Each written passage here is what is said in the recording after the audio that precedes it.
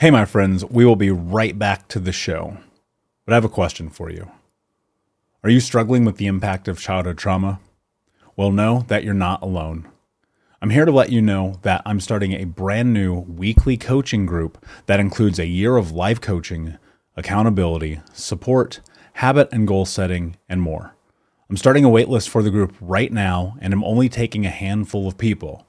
And I'll let you know that through this personalized coaching, we'll work together to help you understand how your childhood trauma has shaped your beliefs, behaviors, emotions, and will help you create a roadmap for healing and growth. Right now, you can schedule an absolutely free coaching session with me and get put on the wait list if you go to thinkunbroken.com. My friends, it's your time to turn your trauma into triumph, breakdowns into breakthroughs, and become the hero of your own story. And I'm here to support you in doing that. Just go to thinkunbroken.com to register for a free coaching call with me and to get put on the wait list for the brand new weekly coaching program. We'll be right back to the show. But before we do, I want to tell you about today's sponsor, factormeals.com, where if you go to factormeals.com/unbroken50 and use the code unbroken50, you can get 50% off your first order. That's factormeals.com/unbroken50. If you're like me and you are a person who is busy trying to create a life, heal, work on their health, wealth, and relationships, and not to mention deal with the day-to-days of normal life, you do not have time to be going to the grocery store and trying to figure out what you're going to cook every single day of the week. In fact, one time I did the math and I realized I was spending over 15 hours a week at the grocery store and cooking. When I added Factor, I got to use that time for myself, for my family, for my friends, for my community, and for my business. And so if you're in the place where you need some more support in the kitchen, head to factormeals.com/unbroken50 and use the code unbroken50 to get 50% off. Hey, my friends, we will be right back to the show. But I have a question for you. Are you struggling with the impact of childhood trauma? Well, know that you're not alone. I'm here to let you know that I'm starting a brand new weekly coaching group that includes a year of life coaching, accountability, support, habit and goal setting, and more. I'm starting a waitlist for the group right now, and I'm only taking a handful of people. And I'll let you know that through this personalized coaching, we'll work together to help you understand how your childhood trauma has shaped your beliefs, behaviors, emotions, and will help you create a roadmap for healing and growth. Right now, you can schedule an absolutely free coaching session with me and get put on the wait list if you go to thinkunbroken.com. My friends, it's your time to turn your trauma into triumph, breakdowns into breakthroughs, and become the hero of your own story. And I'm here to support you in doing that. Just go to thinkunbroken.com to register for a free coaching call with me and to get put on the wait list for the brand new weekly coaching program. Hey, my friends, we will be right back to the show. But I have a question for you. Are you struggling with the impact of childhood trauma? Well, know that you're not alone. I'm here to let you know that I'm starting a brand new weekly coaching group that includes a year of life coaching, accountability, support, habit and goal setting, and more. I'm starting a waitlist for the group right now, and I'm only taking a handful of people. And I'll let you know that through this personalized coaching, we'll work together to help you understand how your childhood trauma has shaped your beliefs, behaviors, emotions, and will help you create a roadmap for healing and growth. Right now, you can schedule an absolutely free coaching session with me and get put on the wait list if you go to thinkunbroken.com. My friends, it's your time to turn your trauma into triumph, breakdowns into breakthroughs, and become the hero of your own story. And I'm here to support you in doing that. Just go to thinkunbroken.com to register for a free coaching call with me and to get put on the wait list for the brand new weekly coaching program. You're listening to the Think Unbroken podcast, and I'm your host, Michael Unbroken. I'm an author, speaker, coach, and advocate for adult survivors of childhood trauma and abuse. In this podcast, you will learn how to transform your trauma into triumph, turn breakdowns into breakthroughs, and go from victim to being the hero of your own story. You can learn more at thinkunbrokenpodcast.com. And of course, check us out on Apple Podcasts and Spotify at Think Unbroken Podcast.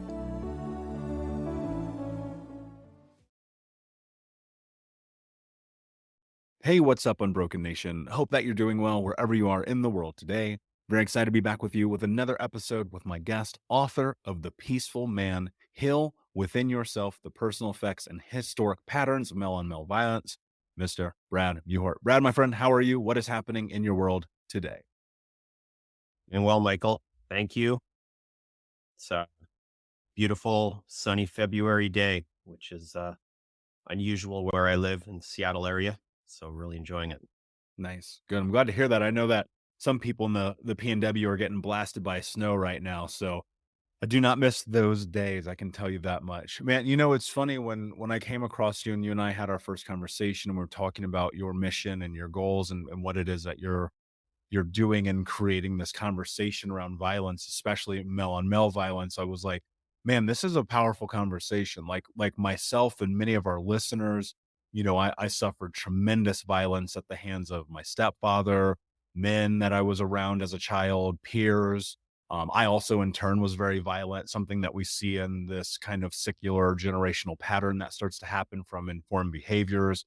And so I was really excited to bring you on to talk about this. But before we dive in too deeply, I'd love for you to tell us a bit about your backstory and how you got to where you are today. Sure. So in the context of my book, of this story, it started when I was in my early adolescence and I was being physically bullied quite severely. And that was escalating. It was getting worse and worse until I reached the point where I felt like I had no choice but to fight back. And as a result of that, being capable of violence and willing to use it actually became something that was very important to me in my adolescence. It seemed to me that the only way that I could be safe was to be capable of violence and in a sense be crazy enough to be willing to use it such that I wouldn't be bullied, that I wouldn't be hurt. Uh, the bullying had reached a point where there was one incident in particular. I didn't know if I was going to walk away from it in a uh, hole in my body, and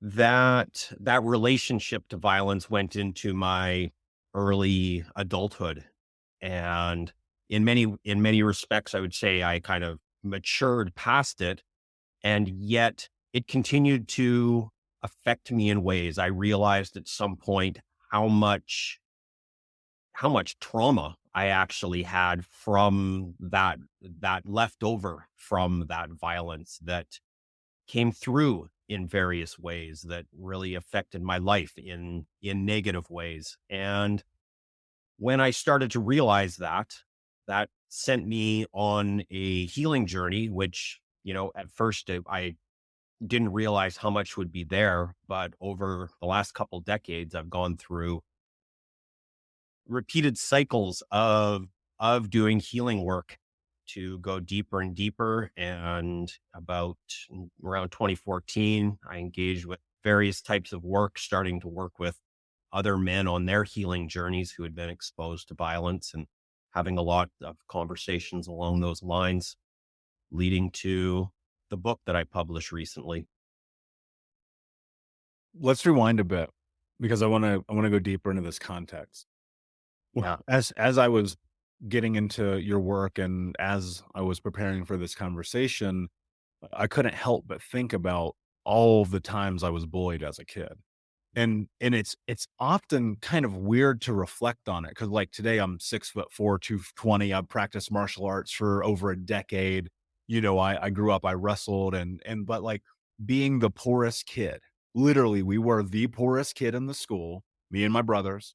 We stole food to survive. We were on the lunch card. We were on WIC and food stamps. We like honestly, dude, I would steal clothes from the lost and found, and then kids would be like, "That's my shirt." And I'd be like, "No, it's not." And then we would be fighting.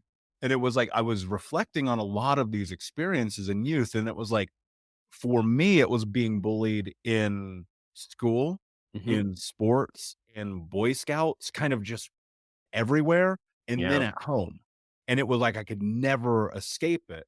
And that led to this thing where, like, not only was I incredibly violent, and not in like but not in a competitive way where it's mutual, right? Like martial arts or like football or basketball or thing. It was like we was so crazy. Like one of my little, and he knows I talk about this. One of my little brothers actually wanted to stab me one day. Like he grabbed a kitchen knife. We're like 11 years old, and he's about to kill me. And I'm like, we learned this. And so I'm Yeah. wondering if go into a little bit more about your childhood and your background and what those experiences were like for you. Because I think that people don't truly understand what's going through kids' heads when these experiences are happening. And I want to go into that a little bit deeper because I know there's parents listening today. Yeah. First of all, I want to say, I come from demographics that you actually might not experience that much violence. I grew up, middle class, relatively safe neighborhood. You wouldn't expect, actually, looking at where I came from, that I encountered nearly as much violence as I did. And that's one of my perspectives comes from. This is so universal. Even people you wouldn't expect, males you wouldn't have expected to encounter a lot of violence, they probably encountered some. To answer your question more specifically, I think maybe just getting into a couple of incidents in a little bit more detail, it might illustrate that most clearly.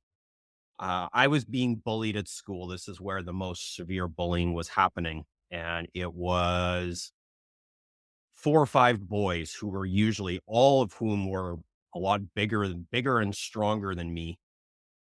And they were collectively ganging up on me and bullying me. And it had been getting worse and worse. And then there was this one incident where two of them grabbed each of my legs. So there was four of them. They're effectively having a tug of war with me, my legs being pulled apart. And I remember feeling terror in that incident. I didn't know if I was going to ever walk again. My hips were being pulled apart so strongly. And leading up to that incident, at first I didn't tell my parents about what was going on because I had a lot of shame about it. Mm, Um, but eventually I did tell my parents, and my dad took the perspective, the only way that you're going to end this bullying is if you fight back. He said, what you have to do is grab one of them and just start punching. And he said, it actually doesn't even matter if you win or lose. If you fight back, you're no longer an easy target. mm, So, and he says, as soon as you're just engaged with one of them, it turns into a fight, and the others will actually let that happen. And at first I was like, that's crazy. I can't do that. They're all bigger and stronger than me. I'll get killed. But after this incident that I described, where I was the rope in a tug of war, something shifted for me. So I would almost say something snapped in me, and the risk of fighting became less the the risk of letting that bullying continue. So I told my dad, "Okay, I want to do it. I'm ready to do it. I'll fight." And he made a punching bag for me, and basically taught me to punch. Nothing very sophisticated, very rudimentary. But a couple days later at school, I was like, okay, when they come for me, I'm gonna fight back. And I did, and exactly what he described would happen. As soon as I'm engaged in a one-on-one fight with someone, the others will back off and let the fight happen. And much to my astonishment, I actually won the fight. And Mm. I'm going to say that that day really, not that I was never bullied again. That's not true by any stretch of the imagination, but it was never so severe. It was never like it was before. And in a sense, that is that that's what made the capacity for violence so important to me for the rest of my adolescence. It seemed to me that in a sense, my very survival was dependent on being capable of violence and being willing to fight. And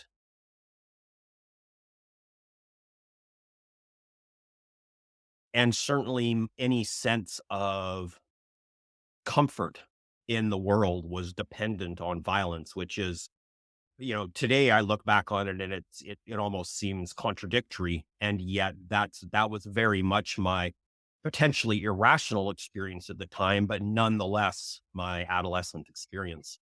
Yeah, I resonate with that a lot. I wish that I would have had a father figure to be like, "Yo, go fight this person." I found that out by accident. Like, I was just so fed up, and I'll never forget, we were on the school bus. I think I was in 6th grade this particular time, and I just went crazy because I was just a very odd child, right? And I Mm. know that about myself, just odd. Like I didn't have social skills. A lot of people thought that I probably had some kind of learning disability, which I probably do, whatever, who cares? And so I was an easy target. And it was literally through this moment of like, oh wait, if I punch this dude in the face, he'll leave me alone. And that's what happened, that's what transpired, and that started to play out in my life too, like fighting friends, fighting my parents, fighting like all the time, and anyone who knew me as a teenager, they knew I was, like, incredibly violent, and it Right. just seemed second nature. Like, it came to this point where it was like, I don't know how to be anything else. My words are violent. My actions are violent. My mentality is violent. I walked around with guns and knives and when I was in public settings, like I had keys between my knuckles all the time. Talk about like the most hyper vigilant response known to man. Right. And it's funny, like what you said, looking back on it now, 20 something years removed from that, it's like, man, what a different world that was. And one of the big pivoting things for me early on was realizing like I had actually turned into a bully myself. Mm. And you think about this concept of generational trauma and Yep. impact. And I can't help but think that those boys who picked on you, who picked on me, they God knows what was happening in their homes. God Absolutely. knows what was happening with their parents. And I know that's one of the things that you talk about. And we'll get into that a little bit deeper, but what I'm curious about is like, what was the impact? Like, how did this affect you once you got out of school? Right. Cause life becomes very, like, to me, like, school's a lie, man. That's nonsense. It's not even real. And then you get into the world and it's like, yo, I got fired from jobs for being violent, not physically, but mentally and emotionally. I got fired from jobs for being verbally abusive to people. And I was like, dude, what the, like, and it was like, there was a difference. And so I'm wondering, like, what was life for you after school? You're in your late teens, you're in your 20s, you're in this real world. Like, what was happening now? Yeah. Well, I mean, so a couple different things. Uh, I joined the military when I was 19. And when I look back on it, why did I choose to do that? And it was, in a sense, it was looking for even more capacity for violence. That's what I knew. That was the way to be safe, to be a man, to be strong, is to go for greater capacity for violence. And, Were you I want to interrupt you real quick. I'm so were you cognizant of that? no, I Okay. really wasn't. It was more like the water I was swimming in at the Sure. time. And, I never got deployed anywhere or anything in the military. I had that was before there was so many active wars, etc.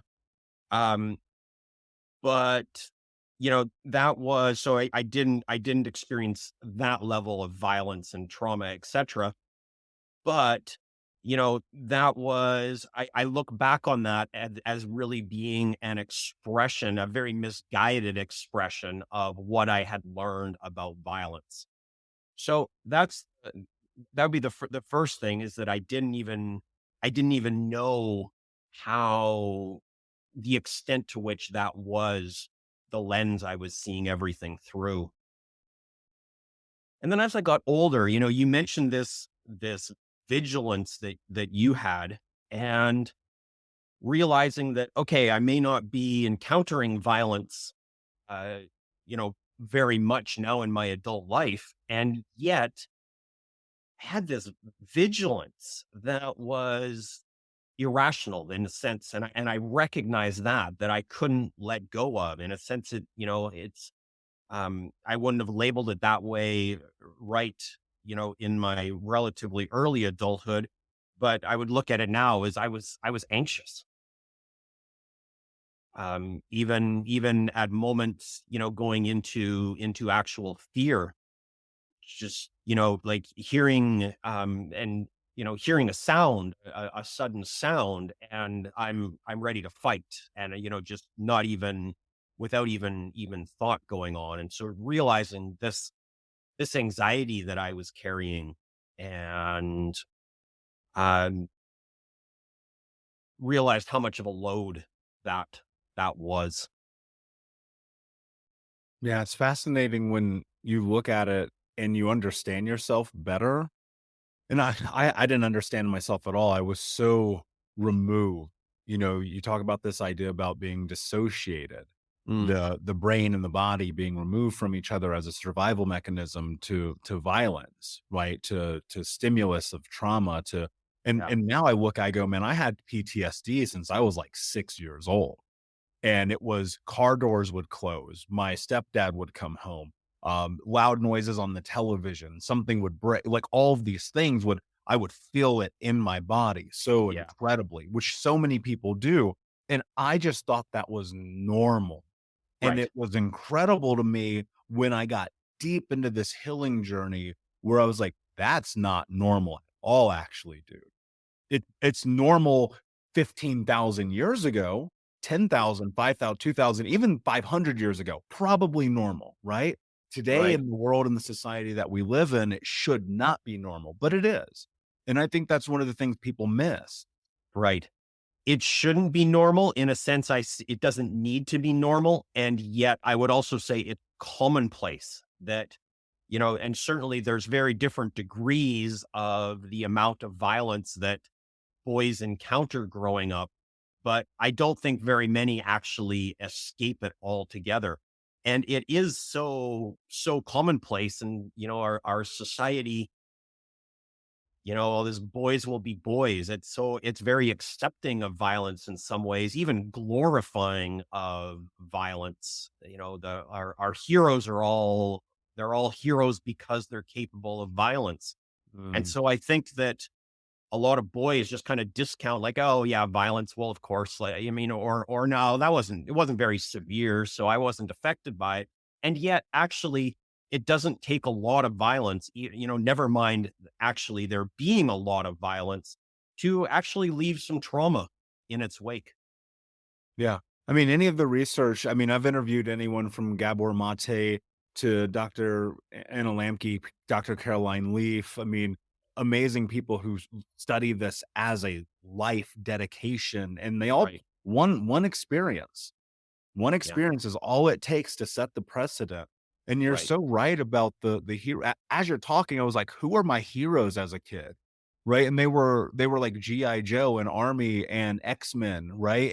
Right. And I saw the movie Sniper with Tom Berenger when I was Mhm. probably, my favorite films as a child were Sniper with Tom Berenger and Full Metal Jacket. And there's no reason a 8-year-old should be watching those films. And Right. so as a teenager, my number one goal, I wanted to be a Marine Corps Scout sniper. And then because of some injuries, I couldn't get through MEPS, blah, blah, blah, right? Mhm. And it's fascinating now as I kind of reflect in real time and I'm thinking like, who are the heroes today? They all carry guns. They're Jack Reacher. Yeah. They're Marvel guys. And like, I get it, right? I mean, even my probably one of my favorite heroes of all time is Rocky. I mean, Rocky, if Right. you watch the film, is really a love story, but there's still this entanglement of violence in it. Absolutely. And so how, like, what I'm thinking in real time, it's like, how do you even combat that? It's like the same conversation around sex. Like, it's everywhere, but people don't talk about it. So how do you navigate when you're like, man, I'm always feeling triggered. I'm always feeling hyper vigilant. I always feel outside of my body, but it's everywhere. Like Brad, what do you do, man? Well, on a societal level, I think it's really difficult to to combat directly, even that word I use, combat it or fighting it. I think that the deepest solution, the really the only long-lasting solution that's going to have a major impact is for individual men to go on their healing journeys, to do their healing work, and for enough men to do that work to really shift the way things are, the perspectives. And I think things have gotten better, let's say in my lifetime, and and they have a long ways to go. That's not to say we're almost there, not by any stretch of the imagination. It's like we're a little bit further along, but there's a lot further to go. And I see that just individual men doing their deep healing work and really, in a sense, overcoming their individual trauma so that they don't spread it. You mentioned this, the patterns, the cycles of violence. I think the violence that we see, in some sense, it's all cycles that probably goes back centuries to the Middle Ages, when things were, ridiculously more violent than they are now, maybe even goes back further than that. And the way I see it, when a man experiences, well, let's say when a boy experiences his body being disrespected, his boundaries being violated, that boy learns that bodies and boundaries are not something that need to be respected. He actually learns to do that to others. And this is not to say that all boys, all men who are victims of violence will go on to commit violence. And yet I'm willing to bet that there are not very men who act violently who haven't been victims of violence themselves. In fact, I would be willing to bet that it's extraordinarily rare for someone to commit violence who hasn't already been a victim of it. So this is where the importance, I think, of doing the healing work is. Men, and I'm focusing on men because that's men doing their healing work, because that's who commits the most violence, and who, it seems to me, boys will be boys. The violence against boys and men is often kind of discounted or accepted. And so there's so much violence committed against men by other men, boys and men. And I think individual men doing their healing work is the way of breaking these cycles, such that on both small and large scales, this violence doesn't get committed against others, and we break these cycles. Yeah. And I'd be hard pressed not to say that part of me knows that as humans, we are prone to violence. It's our Absolutely. nature. Go look at, we live in the safest time ever. This is what people don't understand. We live in the Yeah. safest time ever in Right. history. Humans have been so terrible to each, like, dude, it's crazy what we've done to each other over the time that we've been here. And yet we live in the safest time of all time. And I think that there has to be a healthy expression of violence, because boys will be boys. Like, I do think that. But there has to be this healthy expression of, that's why I love sports. I love martial arts. I love the discipline involved in it.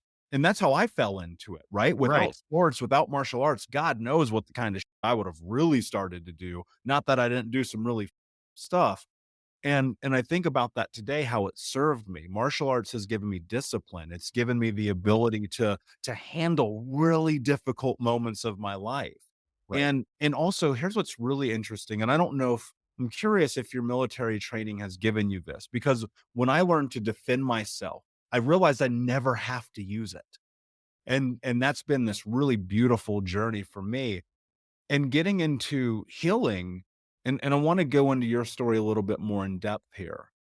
I realized I was never violent physically in relationships, like intimate relationships with women. I was never violent because I saw my stepdad beat up my mom, and I was like, I don't want to do that. My God, man, the verbal violence was Mm. unbelievable. Not only what I would say to myself, but what I would say to my partners, to my brothers, to my even my friends. And it was like I hit this rock bottom moment, and it was like, "You gotta change everything, dude. You're Mm. destroying everything in your path." And I don't think most, and I'm gonna speak as a man because I am a man. I don't think most men realize it because we grow up believing that it's okay to be this way, and then it's reinforced through society, like we're talking, and then in your home or boiling and bullying, excuse me, and things of that nature. And so I'm wondering, it took a rock, but it took my life becoming a complete disaster for me to address this thing that was destroying me. And I'm wondering what happened for you. Like, what was your journey into healing? Like, where did that begin?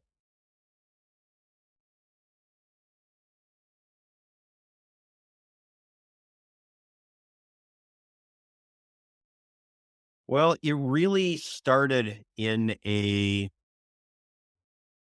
in my first marriage. It was not going well. And I was really, specifically looking to, you know what? I take that back. That actually is not, that was actually kind of what came secondarily. I was having health issues and was getting nowhere, dealing with them on in kind of a medical, physical type of way. It was like there's nothing there. And it was actually a hypnotherapist who I first worked with, and it was kind of like as soon as I just started pulling back the, the cover on the all of what I was feeling, all of the trauma that I just kind of like, put in a box and moved beyond. In some ways, at least from on a superficial level, my life looked like it was going pretty well at that point. But I wasn't feeling that. Uh I was struggling. And I've in a sense always been very good at keeping my life together in terms of going through school, career, etc. So it looked like things were going well, but they weren't really. Emotionally, I was kind of a mess. And it was just kind of, it was kind of the physical issues I was having that started to pull back the layers. And as soon as it did, it was just kind of like, oh wow, yeah, there's a lot here that I need to work on. So it wasn't so much of a rock bottom for me as uh, what I was trying to, what I had put away, repressed, just finding a way to the surface, not not accepting the repression, which I think is the way it always is. It's repression is rarely going to be long lasting, and in a sense, I'm glad it came out for me in as mild a way as it did when I was relatively young, so that I could be forced to work on it at that point, because it certainly can go a lot longer, a lot deeper. I don't know if you've ever read The Body Keeps the Score by Bessel van der Kolk. I have. Yeah. It's anyone listening, like, you must read that. It's a must Yeah, read for life. I absolutely. think it's a lot. It's an arduous read. Like, you're going on a journey, Yep. but like, it's a read worth having. And he actually opens up talking about people in the military. Like, I think it's one of the most really interesting parts of the book. Yeah. But let me step back from that. Your body, your physical being, this vessel that we are in, it seeks peace. You cannot be in a constant flight or fight state and expect to be happy, healthy, worthy, Right. abundant, full, joyful, love. You just can't, because the body is always in combat. You use that word, and I think that is the word that fits this most significantly. Yeah. And I realize, like, as you're talking about these things starting to show themselves, when you stuff it down and stuff it down, it's coming out, Right. whether you like it or not. Like, it is like, you better get your ass ready, because it is coming, and it will not be pretty. And you're Right. going to learn a lot, which I think is really beautiful. It's like, it's a beauty. There's a beauty in the suffering of that beginning of this journey. I would agree. Yeah. And I do think the body aspect of it is so important. Violence, when we're victims of violence, the violence is happening against our bodies. When we're violent with someone else, we're doing it with our bodies. And incidentally, I do think committing violence is traumatizing as well. That leaves trauma in its wake as well. And so ultimately, I think the healing, it really needs to be in the body. And what you say about, the difficulty of experiencing so many, positive things, the potential for life to be so beautiful and wonderful in so many ways. When we have all of these emotions, all of this trauma stuff down, it really is hard, difficult to ask, to access, to experience fully those aspects of life. And in encouraging men to do healing work, it's for themselves, for just to be able to really experience their lives in as beautiful a way as possible, so that they can have as much success and contribute to the world in the way they want to. And it's also for their families, so that they don't spread the violence they experienced onto partners, children, anyone they come in contact with, in extreme ways, but also even in subtle ways.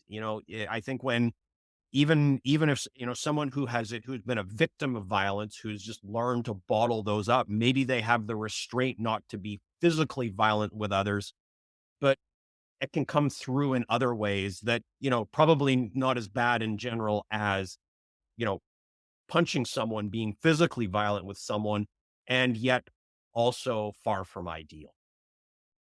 Yeah, and oh man, you're so right about the family thing. Like, but as you were saying that, I look at the relationship my brothers and I have today.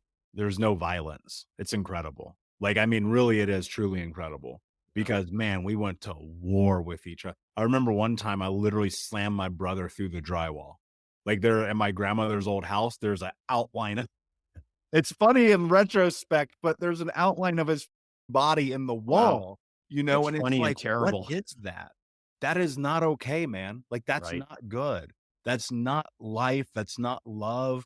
That's not what it takes and requires. And I look at my teens and my 20s, and I don't have children at this moment, and I will one day, I'm sure. And I'm like, I don't want them exposed to that. I don't Right. want them to ever feel fear when they walk through the door. This needs to be a place of love and hope Mm, and companionship and growth and challenge. Let's see, life is not easy. We need to build you for that, but right. it should be supportive. It should be this Yes. place where you have the ability to explore freely, because when there's violence behind you or in front of you at all time, you're not free.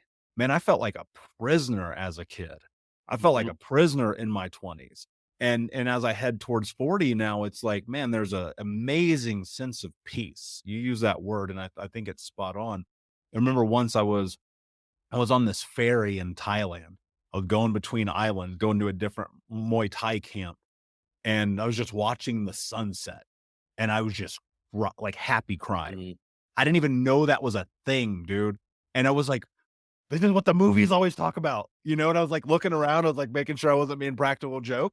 And I was like, this is peace. And Mm, everybody deserves beautiful. this. But man, you've got to put in the work. And we Yes. talk about this. And this applies to women too. I know we've been talking about men a lot, but this applies to women. Like my girlfriend in high school would hit me constantly. And I was Mm, like, this is normal, right? And we believe that it is. Obviously, I would never let that happen today. I certainly hope she's done her healing work. But you know, I think about that and it's scary, Brett. Like people, men, let's stay on this for a moment, are terrified of the vulnerability, of the honesty, of the feeling of shame and guilt, which honestly a lot of times doesn't even belong to them. right. And so I made this decision for myself. I was like, I'm gonna do this. No matter what, I'm doing this. It's gonna suck really bad, but I'm doing it.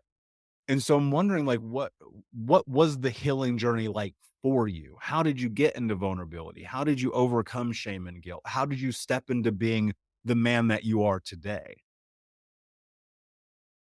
It's been a winding staircase, I would say. And when I started, I had no idea how how far it would go, how many layers I would actually go through. And I'm just going to say step by step by step, you know, even in honestly, even in the last 6 months, like since even since my book has been published and I'm, telling these stories of my violence encounters and my healing, there's actually been things that I've encountered that have come up in the last 6 months, and I'm like, oh, there's another layer here. There's still more work to be done. And I would say that, for anyone who's uh encountered any more than very mild trauma, I do think the journey in some sense just is going to have many layers. That's kind of inevitable. But on the other hand, I wouldn't want that to sound daunting to anyone who's kind of just starting on the healing journey because, you know, you don't need to commit to that up front. You don't need to say, "Oh, well, okay, this is going to be a 20-year process." Like, no, just do whatever is in front of you right now. And there's been points in the last 20 years when I've also things have been stable. It tends to go in, a number of months to a year or two. I'm kind of involved with some kind of work, and I'm like, okay, this feels complete. I think things are stable now, and I might not be doing healing work for a while. But then something else comes up, and there's another layer of it. So that's kind of in terms of the engagement with my work. And then I will say, in some sense, the reward actually becomes greater and greater in terms of, was what my life is like and what I experience and how I feel in the world and in my relationships, etc. It's there is, it's the healing work itself is often difficult, especially in it was in the beginning. And getting through that difficult part, I just always find there is such a reward just in terms of more peacefulness and richness available in my life, in my experience of being. Hmm. It's a really beautiful way to put it. Like I resonate with that a lot. There are riches, like not literal in terms of like chests of gold, but like Right. metaphorically and Yep. hypothetically, it's like there are rich, like it's awesome. Like, it really like, I try to explain this to people. I'm like, "Yeah, it sucks, man. Come into my coaching program. It's gonna suck. You're gonna not like me probably most of the time because I'm gonna point things out to you that you can't see, and then you're gonna go do the work. You'll go deeper into therapy. You'll take care of your physical, mental, emotional self, and in 3 years, you'll be like, 'Man, that was worth it.' Mm. Every penny, every moment, every tear, because it's so rich and fulfilling to have peace, to have self-love, to be okay with the reflection in the mirror. And it's like, most importantly, to be able to be vulnerable. And that's the thing that I discovered, man. Like I was a brick wall. You're getting nothing out of me ever. And Right. I realized that the higher that wall went, the wider it went. And it became this impenetrable fortress where I'm inside imprisoned because of fear. Right. What if I talked about what happened to me as a kid? What if I ever talked about like getting my heart broken? What if I talked about what it's like to be obese and be bullied? And I was like, man, what if I help somebody because I talked about it? And that's why I love your story, man. That's why I love what you're doing with this book. Cause it's like, you got to be crazy to do this. Yeah.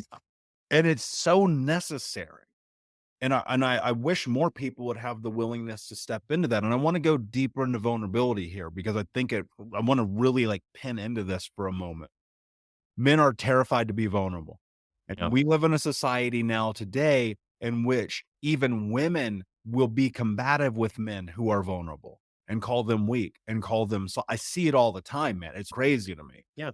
And then you have that perpetrated, plus you have this indoctrination of guys with other guys. Don't be a pussy. We've been hearing that since we were children. Like that ain't new. And it's like, at what point though do we have to get, let me rephrase that. We are beyond the point that we have to give men the space to be vulnerable. The question is, how do we do that? Well, I I think the biggest thing we can do is be vulnerable ourselves as examples. And, that was a big intention of my book, to be transparent myself with my encounters, how I felt, even that, yeah, I felt a lot of shame. And that's, in a sense, I think that's normal in a sense, to normalize that, to invite men to confront that in themselves, to see that and to give them an example of that being shared, to encourage them to share it. And sorry, I lost where I was going there. No, it's okay. And I agree. We do have to encourage men to share it. We have to encourage women to give men the space to share it. We have to allow people to know. Like, here's the hard part about vulnerability is I think people are afraid they're going to be judged. I've come to find really probably more so than anything that like when I step into being vulnerable, like nobody judges. And I think the reason why is because I'm offering truth that Mhm. is often like a doorway for people. I talk Yeah, about the drugs, the alcohol, the sex, the debt, the repos, the violence, the abuse, the being obese, the addiction. I talk about because I'm like, man, I just believe in my heart. I'm like if this helps people, it's worth it because I already healed that. I'm good. We moved through that. So how can I be vulnerable and show up even more every day? And I'm wondering if there's folks listening right now and they know that there's someone in their life that they need to work through this. They're trapped in the violence. They're stuck in the steel cage. They're in this place where their partner goes, "You never talk to me." Like, what are what are 2, 3 things that somebody can start doing right now? Like, what becomes a formula to success here? I think transparency with that person, similar to the example of vulnerability, and to, really ask for that vulnerability and let them know. Just want to take actually just a short detour here on in a perspective that I have on vulnerability. You talked about those brick walls, and one for through my adolescence into my early adulthood, I saw it too as, to be strong. It was to, almost to be beyond emotion, to be, um, just, yeah, solid brick emotionally, physically. That was how to be a man. I take almost the opposite perspective on that now, that way of being is actually, I don't want to be so judgmental as to say it's cowardly, because, that's what men are taught. And in many sense, that's a very valid kind of way of coping. And yet I would strongly say that that is not a that is not what takes the most courage to be able to go, to be strong and to face violence. What I see as being the most courageous, in some sense, the strongest embodiment of masculinity is to be willing to be vulnerable, to show our full selves, to share our full selves, to not hide, to not put up those walls.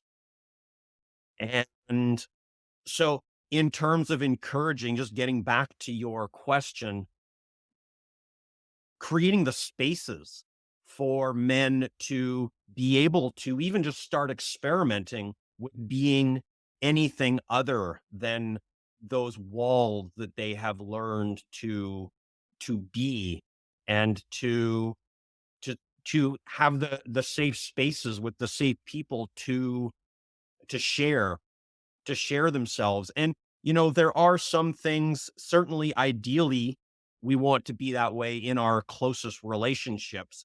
And at the same time, I actually generally encourage men to be cautious about starting kind of with their intimate relationships, if they're just kind of starting to explore their trauma and their healing, very possibly, dumping all of that in a sense, or just starting to open that with a partner who might not know how to respond to that, how to hold that, or be comfortable for it, be ready for it. I encourage caution there. And certainly, with the right context and the right relationship, et cetera, yes, absolutely. You want to be able to share all of those things with a partner.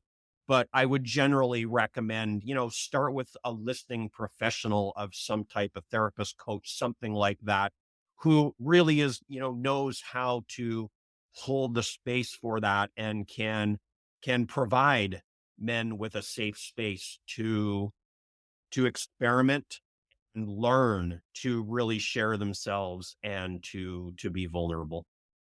Yeah, I agree with all that unbelievably. And I think one of the biggest mistakes people make is like trying to rely on their partners, their families, and their friends to navigate this journey. Do not do that. No, Stop it right. If you're listening to this, stop it right now. This is a terrible decision. Go right, find a professional, somebody. Your friends did not sign up for this. Your wife did not sign, your husband did not sign up for this. right, You need to go and get professional. That's why we are coaches. That's why we have speakers. That's why we have mental health professionals. And exactly. I'll say this, one of the things I'll add to this, just on top, or next to, I should say, what you've just laid out, is I went to men's group therapy. Like, you talk about being uncomfortable, dude, that was so uncomfortable. And I knew I had to do it. Like, and Yeah, that's why I did it, because I was like, I only thing I know about men is we're either fighting or we're talking about people we had sex with. I have no other relationship with men. This cannot be healthy. I'm 29. Thank God. I don't know what hit me, but at 29, I was like, you need to go get men's group therapy. And so that's mm, what I did. And it was a game changer. And I think a group setting, which is the same reason we do our Monday group coachings with Think Unbroken, it creates a bigger parameter of safety. And so I'd encourage people to find people like Brad, find people like me, because it will change yeah. your life. I promise. If anything, it will just give you a sense of knowing you're not alone in this, right? Man, this has been an incredible conversation. Before I ask you my last question, please tell everyone where they can find you and learn more about the book. Easiest place to go is my website, peacefulmanbook.com. And you can contact me there, find out about men's groups there, link to order my book there. So that's the easiest place, peacefulmanbook.com. Amazing. And of course, we'll put the link in the show notes at thinkunbrokenpodcast.com. Just look up Brad on this episode, thinkunbrokenpodcast.com. The links will be in there, as well as in our newsletter. So if you're not subscribed, make sure you do that. Brad, my friend, my last question for you: what does it mean to you to be unbroken? In a word, it means resilience. And I think I could also look at it in terms of layers. There's ways that, there's moments that we might say, okay, I was broken in this moment, but there's a larger scope that we can see our lives in, which we could say is unbroken. And in a certain sense, you look at, our essential nature as humans, that our life force, we might say, there's an unbrokenness to it. No matter what happens to us, as long as we're still alive, there's some life force in us that is unbreakable. Yes. I love that. I love that so much. And that's so incredibly true. Brad, my friend, thank you so much for being here. Unbroken Nation, thank you for listening. Please check out the show on YouTube, iTunes, Spotify, or wherever you listen to podcasts. Leave us a review. Please get off the sidelines of life. Get in the game. When you leave a review, when you hit that thumbs up, when you subscribe, you're helping other people find this information, and it could change their life, which means that you are part of this journey of ending generational trauma. My friends, thank you so much. And until next time, be unbroken. I'll see you. Thank you so much for listening to Think Unbroken. Please share this episode with someone who could use it and help us move forward in our mission of ending generational trauma in our lifetime. And if you would, please take 5 seconds to pop on iTunes or Spotify, hit that 5-star, leave a review, and you can also reach out to us on social at Michael Unbroken or at Think Unbroken. And of course, you can check out our YouTube channel at Think Unbroken. Thank you for being a part of Unbroken Nation, my friends, and until next time, be unbroken. Hey, my friends, we will be right back to the show. But I have a question for you. Are you struggling with the impact of childhood trauma? Well, know that you're not alone. I'm here to let you know that I'm starting a brand new weekly coaching group that includes a year of live coaching, accountability, support, habit and goal setting, and more. I'm starting a waitlist for the group right now, and I'm only taking a handful of people. And I'll let you know that through this personalized coaching, we'll work together to help you understand how your childhood trauma has shaped your beliefs, behaviors, emotions, and will help you create a roadmap for healing and growth. Right now, you can schedule an absolutely free coaching session with me and get put on the wait list if you go to thinkunbroken.com. My friends, it's your time to turn your trauma into triumph, breakdowns into breakthroughs, and become the hero of your own story. And I'm here to support you in doing that. Just go to thinkunbroken.com to register for a free coaching call with me and to get put on the wait list for the brand new weekly coaching program.